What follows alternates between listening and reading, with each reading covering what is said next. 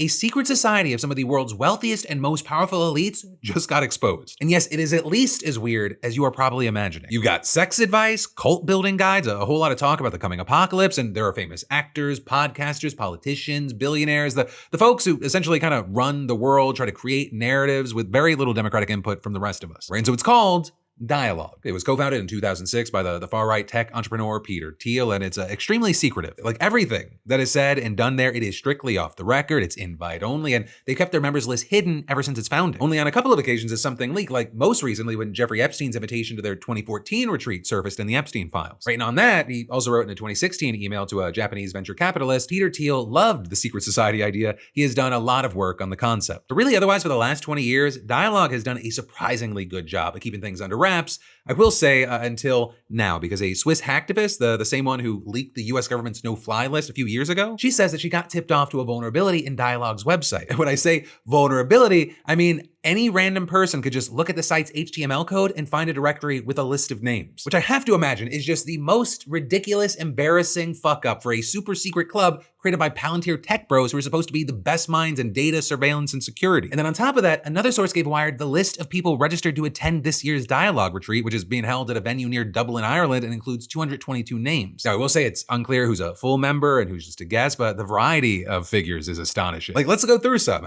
Elon Musk, Joseph Gordon-Levitt, former Harvard president Larry Summers, New York Times commentator Ezra Klein, also Democratic Senator Cory Booker, Republican Senator Ted Cruz, Democratic Governor of Maryland Wes Moore, former Republican Governor of Indiana Mitch Daniels. This is fun, let's keep going. The actor Josh Brolin, podcaster Sam Harris, Scooter Braun, you can think of him as a former talent manager or current boyfriend of Sydney Sweeney. You've also got the chief executives for The Atlantic, YouTube, and the Anti-Defamation League, the co-founder of Intuit, the global vice president for Google, and on and on and on with huge business executives. Right? And there are lawyers, economists, journalists, religious leaders, just about every kind of person that you could imagine that has some sort of power, right? Some sort of influence. So also one of the things that ties them together, it might be their answers to the question on the sign-up form asking them to predict the future. Because Wired reported that again and again, respondents said that AI would reorder work, war, education, and belief within a few years. Reporting several people foresee mass labor displacement and a swing back toward unions and government programs. Others predict an AI winter, domestic terrorism targeting data centers, criminal defendants choosing AI lawyers over public defenders, or religious revival provoked by the disruption. Also for another question, asking them to list their talents, a few of them gave some pretty weird answers, writing stuff like funhouse construction, accent imitation, backcountry skiing, urban exploration, and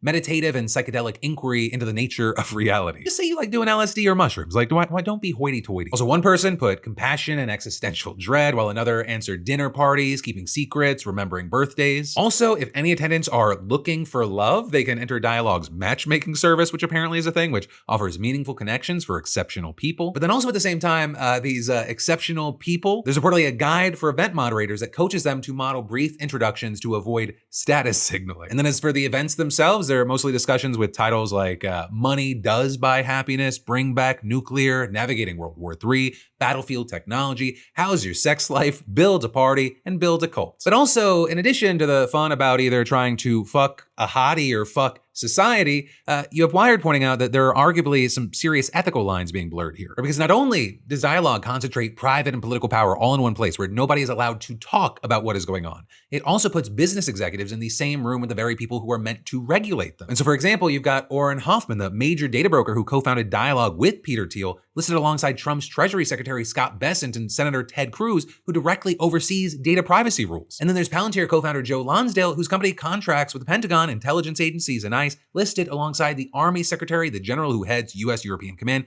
and Jim Himes, who sits on the House Intelligence Committee. And reportedly, every single one of these people registered with personal or corporate email addresses instead of their government accounts, which means none of their involvement in Dialog is subject to public records laws. And so yeah, another day goes by where I have to apologize to a friend of mine who I thought was just a fucking conspiracy theorist for the past 10 years. But hey, actually, maybe it's all above board and there's nothing nefarious going on and everyone is making sure no ethical lines get crossed.